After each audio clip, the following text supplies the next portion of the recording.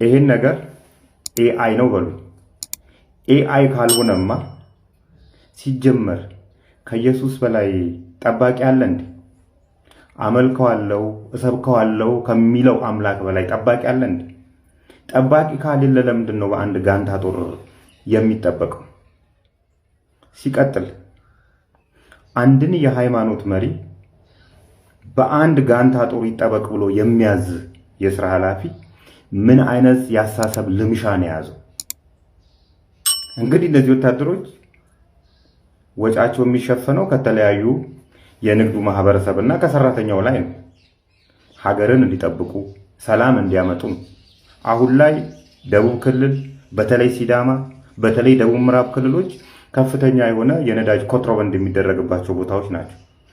እነሱን እንዲጠብቁ አያዝም።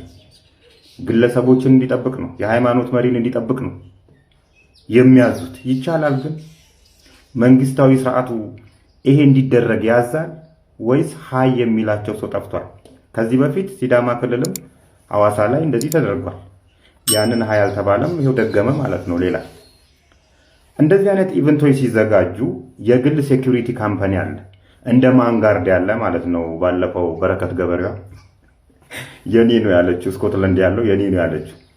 እነዚህ የግል ሴኩሪቲ ካምፓኒዎች መንግስት ለመንግስት ባልሆነ ግንኙነት፣ ለምሳሌ መንግስት ለመንግስት ባልሆነ ግንኙነት አንድ ባለሀብት ጉብኝት ሊሄድ ይችላል፣ ለንግድ ሊሄድ ይችላል። ራሱን ሴፍቲውን ሴኩሪቲውን ማስጠበቅ ከፈለገ እነዚህን ሰዎች የግል ሴኩሪቲ ካምፓኒዎች ይቀጥራል። በሀገሪቷ ህግና በሀገሪቷ ወታደራዊ ህግ መሰረት ነው እነዛ ሴኩሪቲ ካምፓኒዎች የሚመሩት። ኢትዮጵያ ውስጥም እንደዚህ አይነት ሴኩሪቲ አንድ ሁለት ሴኩሪቲ ካምፓኒዎች አይቻሉ።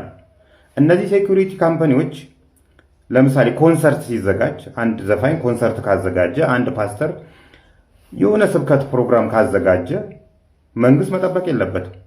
ለእነዚህ ሴኩሪቲ ካምፓኒዎች ከፍሎ እነዚህ ሴኩሪቲ ካምፓኒዎች ማስጠበቅ ይችላል። ነገር ግን ገንዘብ ስለሚያወጡበት ሃይባይ ስለሌላቸው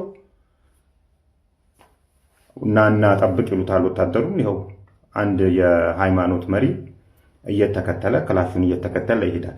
ከአስተሳሰቡ ጋር ከሃይማኖታዊ አስተሳሰቡ ጋር ራሱ በጣም ክላሽ ይዛ እንዴት ኢየሱስን ሰብካለ ሲጀምር እና ሃይበሉልን ነው